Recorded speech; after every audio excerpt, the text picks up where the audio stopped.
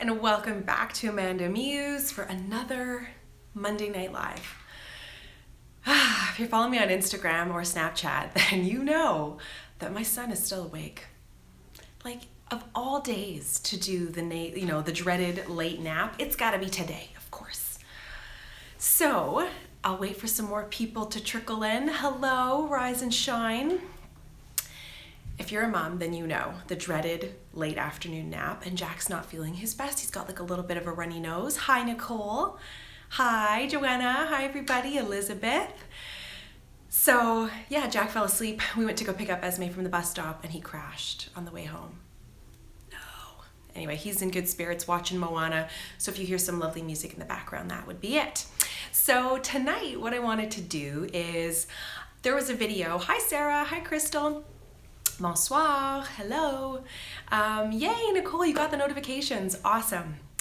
So tonight what I'm gonna do is, it's a Q&A video basically. So if you've been around YouTube for a while, then you've probably heard of a tag video. So basically what it is there's a creator, usually a YouTuber or a blogger of some kind, and then they create this questionnaire and you make a video and then you can tag people to answer said video. So I thought I'll just do it live. Let's try something new. Sorry, you're about to go to bed. Just stick around a little bit longer. You can watch from bed. I mean, what's the problem? Hi, Clarissa. Okay, so I figure let's just jump into it, and then what I can do is if there are questions that pop up during this live stream, then I can answer them as well. Hi, Ashley. Oh, thank you, Nicole. All right, perfect. People are in bed. Get cozy. Have your tea. Let's do this here. So what I'm doing, it's called the Mum Life Raw tag, and my friend Elise Cherie, she created this tag. So at the end of this video, Team No Sleep, woo!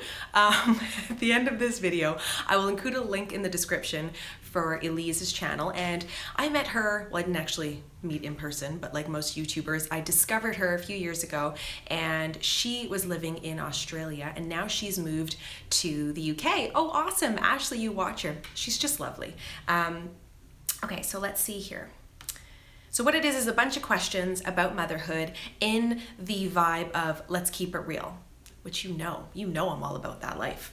So, okay. And one thing I also wanted to just mention, disclaimer, if there are any weird comments, don't worry about it. It actually doesn't faze me at all. I actually have to prevent myself from laughing because last week, oh my gosh, I laughed for like 20 minutes after that live stream. No joke. Hi, Tina. Okay, so here we go. First question is, oh, I'm being summoned. This is gonna be an interesting live stream, okay? So we'll just see how this goes. Describe your day as a mom for today in one word. Never ending? It's still going.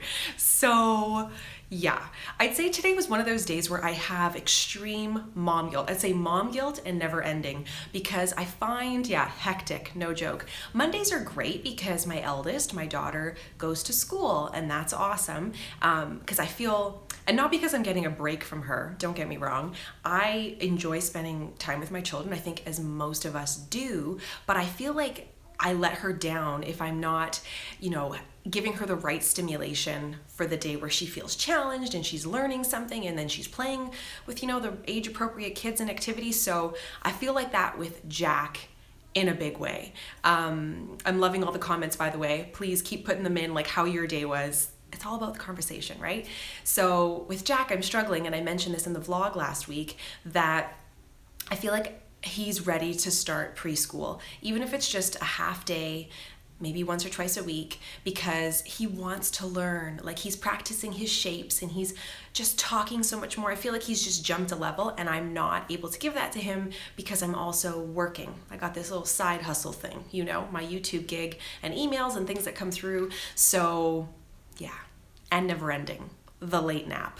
But I have to say that you guys have been leaving me some really amazing, thoughtful comments on my last video, the vlog in particular, when I was talking about the preschool, and it's just made me feel so good because it's like, you're right, it's quality over quantity of time, and it might actually help him come out of his shell. I think that there's a lot of benefits. So Mom intuition, you're right, Ananda. If it's telling me that he's ready, and I think he's ready, and I just think that I would be alleviated of so much guilt, and then when he comes home from preschool, I will have got all this work done, and then we can just hang out and have like a really good time. So yeah, that was my day.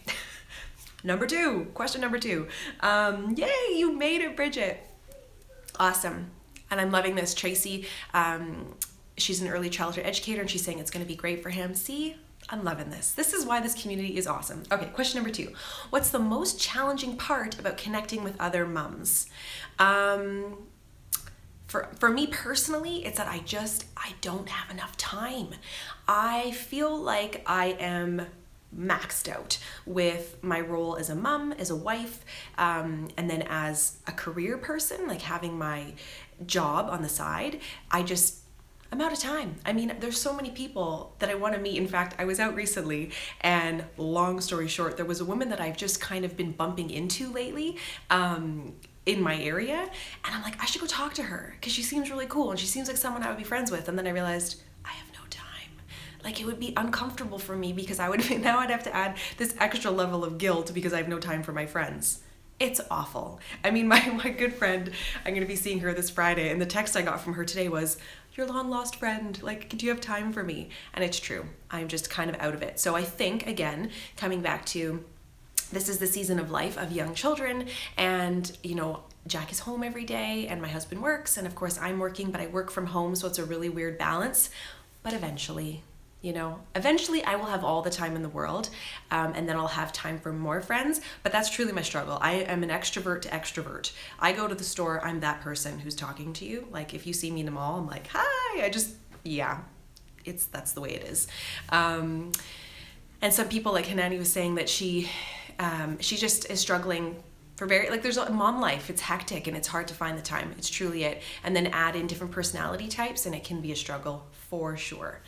Do you have any friends who don't have kids and have issues with not seeing them? Actually, do I have friends without kids? No, I don't. I will say though that I think because I've moved around a lot, like when I did move to the city I'm in, I sought out, is that the word? It's late. But I went seeking people who had children because we had that in common, right? So at this point, no. And if I do have a friend without kids, I'm sorry I forgot about you, but it's late. Yes. So, okay, question number three. Share one horrible poo moment. We've all been there. Oh, the poo moments. Okay, this actually just happened. Can I be honest? I haven't had very bad poo moments with my kids. I don't know, I'm a compulsive diaper changer, and my kids are like really scheduled. But I think I talked about this like 2 weeks ago in the vlog. The tub. Yes. Did you see my vlog? It was one of those days where I had to make a phone call. This never happens. Megan, me and Joanna are like dream team friends. Let me tell you, back to the friend question, having friends that are in your same industry is amazing because you get it. You get each other. And I did find the tooth. Oh my God, that's the poop story. It's not even related to my kid, but my dog. Okay, if you missed it, Esme lost a tooth. And it came out of her mouth within like 5 minutes. We put it into this little container. The dog ate it. The dog ate the damn tooth. It was a nightmare, okay? You've got a 5-year-old, very sensitive, highly emotional. She is her mother's daughter, okay? She was like, I don't even know what I promised. We had to write a letter to the tooth fairy. We drew a picture of the tooth. I will say this though, Dean, super dad, went out, bought gloves, like those whatever they're Nitrex gloves or whatever they're called, and he got the tooth. At which point he bleached the tooth. Yeah. Let me tell you, this is a story for the ages. So 2 poop stories in a week. That's not even cool. Jack pooped in the tub, like a human-sized, toddler-sized poop. It was horrific. And Dean picked through poo to get out a tooth. That's enough talk of poop. That's real. You can't even make that up. That's just nuts. He's my hero. And I'm never gonna touch that tooth, although we did bleach it, and it's a weird color now, it's like a yellow color. But that story is one for the memory books, let me tell you. Number 4, okay, how do you cope with public child meltdowns and tantrums? I wish I could say that I had some solution for it, but I don't. And the question about having a little a diary or a journal for my babies, can I be honest? This is the journal. I am a blogger. No, I'm not. I'm a vlogger. I'm not a blogger. But, okay, so back to the question about the public. Can you tell it's late? I'm like, I should have had a coffee. Yeah, so Ananda, it depends, okay? Like if I'm in a situation where I don't really care and it's the mall and it's loud anyway and no one's really noticing, then I just let them have the tantrum. You know, because it's like they got to work through it, just let it out, get it out of your system. You can't really stop it halfway, am I right? But if I'm in a situation where it's like a restaurant or stay calm and pretend it's someone else's kid, that's a great, I don't even know you, who are you? But if I'm like in a restaurant where I feel out of respect for other patrons that it should be quiet, I will remove my kid from the situation and let him freak out somewhere else. And Dean and I are totally on the same page with that.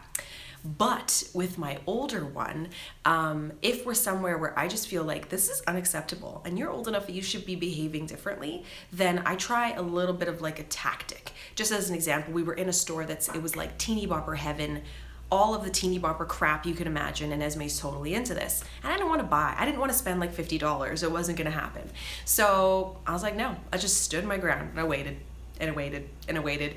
And what was great is actually the owner of the store, the woman working in the store, she must have seen this like 1,000 times before. And she had this approach where she just said, you know what? I'll hold on to this for you. I'll put it behind the cash and I'll put your name on it. And it worked. No promise of buying it, nothing, but just the idea that like that it would be hers and we put it aside, it worked. So honestly, I gauge the situation. That's the long story short. But there are also times when like, you know, you get that like silent yell where you're like, don't even think about it. And you're like, your mouth gets really, I do all the mom things basically. I'm just like everybody else, let's be honest. Okay, number 5. Honestly, how much screen time does your child have? He's watching TV right now. More than I would suggest, I would say. The mom voice. You know, it's getting serious when you start doing that pursed lip thing. But yeah, for screen time, it's too much. I feel like it's too much. That said though, I heard something, I think it was even Elise when she was talking about, she was doing this tag, and of course I'll tag her video below. She said, you know, we get a lot of screen time just as parents. So like if you're gonna limit your kids, you should be limiting yourself too. And my whole job is screen time. So I personally struggle with the balance for that. And so I really struggle with trying to get my kids off of it. I will say this though, it's way more screen time in the winter. We don't have a TV on our main floor, so they use their iPads as televisions. You know what I mean? Like they watch their Netflix or YouTube Kids, which, did you see that article I shared on Facebook today? I think I'm gonna have to delete that app. It's freaking me out. But it's not that the TV, like in Malaysia, our TV was in our main space and the TV was on like the whole day sometimes. Just because it's habit, you wake up, you turn it on, and then you forget about it, and you're just like, it's like background noise. So I didn't want that same thing here, so I put the TV in the basement. Is it on all the time? No. He's watching a movie, so I find that like we'll watch a movie and I'll put that on. But I gotta say, this is part of the mom guilt when you go back to like my day. You know, this is why I feel like Jack really needs to go into preschool, because I feel like right now I'm like, oh, I have to get to my emails, so just watch the iPad for a few minutes, and I don't like it. So it's something that I don't have a solution to, and I'm not perfect, let me tell you that much. Number 6, what's your go-to easy dinner that you give at least once a week? Let's see. Oh, I know. My kids, let's be real. They're 3 and 5. They eat very odd things, and I wish they ate normal foods. And I actually fantasize about the day where you can just cook a dinner and people eat it. Does that actually happen? And when does it happen? Oh my God, tacos. Tacos are great. Actually, that's a good one. I have a few. I like tacos. I like to go and buy just, you know, like a barbecue chicken they've done on the rotisserie at the grocery store. Barbecue chicken, and then Esme loves edamame. Go figure, the kid who eats nothing. Edamame, and Jack, he loves lasagna. So super easy. If I just buy a store-bought lasagna, he will eat that, like a ton of it. But yeah, I would say those are my go-tos. But I think tacos is the biggest crowd pleaser because everybody eats it. It's not like a special meal for each person. Who doesn't love tacos?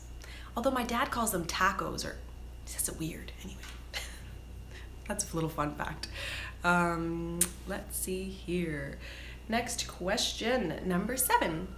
Did you yell, cry, or struggle today? Oh yeah, I yelled a little bit. Not super loud and not super mean, and I like held back because I realized I was getting really frustrated. So Esme came home from school today, and there's a bunch of little girls that live on our street, and we had spoken this morning because she spent the whole night in her own bed last night. I mean, for a co-sleeping family, that was incredible. And I said, well, you know what? We can do something special. How do you want to celebrate? And she asked to have a friend over. Great. So at the end of the day, we had to run an errand. And then by the time we got back, it was a little bit too late. And so the friend she wanted to come over couldn't come over. She freaked out at me. And I was like, it's not even my fault. Like, I said your friend could come over, but that friend, the parent wouldn't let them. And so we had a bit of a thing. And then I realized, hold on here, I'm the adult, calm yourself. And so I thought, oh, like reel it in. And I just sat down, I said, okay, let's come up with a solution. And then there was another friend that lived across the road, and that friend came over. So yeah, it happens, but no crying and no real struggle aside from mom guilt. It's kind of like a typical day. I'm not naturally a yeller, although my husband may say something different, that's the truth. Number 8, what was the best moment of your day so far as a mom? Okay. This was like the best moment ever. I nearly cried. So after that little heated exchange, the friend came over, all was good. And so I had a little chat with Esme before the friend came over and said, listen, your friend's coming over, we're making an exception. You have to listen to me when I say it's bedtime. Okay, mom, no problem. I'm thinking, yeah, that's just lip service, you know? So bedtime came around and she had a little bath like I asked, and she did all the things I needed. And I said, you know what? You're being such a good girl. You can have 15 minutes on your iPad and then we'll go to bed. And just as I got her all tucked into her new bed with her little iPad, she goes, Mom, I love you. And I love all the things you do for me. And I was like, oh my God. Like those moments, you could just like, it's like you're stopped in your tracks.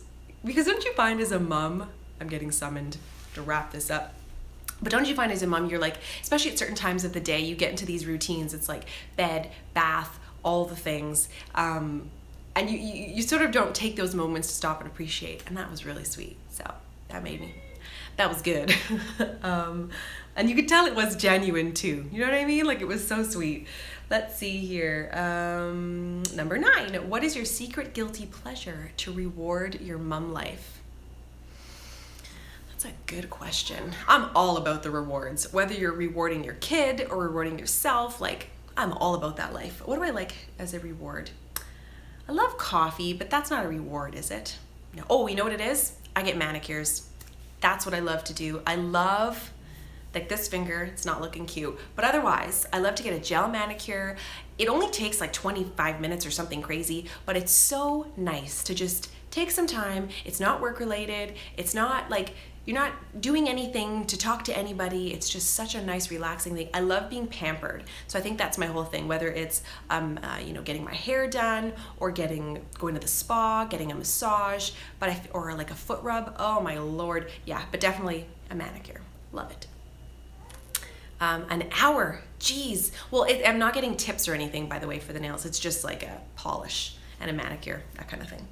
Let's see here, number 10, how often do you experience mom guilt? Oh girl, every single day. Like I wish I could say that, it's shellac, that's what I get. Is it called gel? Maybe I screwed up that name. It's shellac that I like to get. I certainly experience mom guilt every day, and I find the thing with mom guilt, it's all about the time. So if I sit down and go, okay, I'm gonna have a coffee break, and I like to look at my phone at the same time, then I really struggle with, I should be reading a book to my kid, or I should be doing this. It's like I have this internal struggle. I'm like, no, he's good. He can handle himself. He can read his own book for 5 minutes. No, you should, always. It's like this battle. Are we crying? I may have to wrap it up. Last question, then I gotta go, guys. Share one taboo thing about motherhood you think should be talked about more. First thing that pops into my head is the loneliness and the mental health struggles that come with being a mom. So I gotta go. I think his video is paused and life has come to an end as we know it. So that's the raw mom life tag. I hope you enjoyed it. But it's real life and I gotta go. So my son is calling me. This was fun, you guys. I will be putting out another video on Wednesday, the weekly vlog, and then on Sunday, another video. And actually tomorrow, Facebook Live. I'm busy, you guys. Yesterday I did a great video with Emily from the UK. It's been a good week. Thank you so much for tuning in, and I'll see you in my next video. Bye, guys.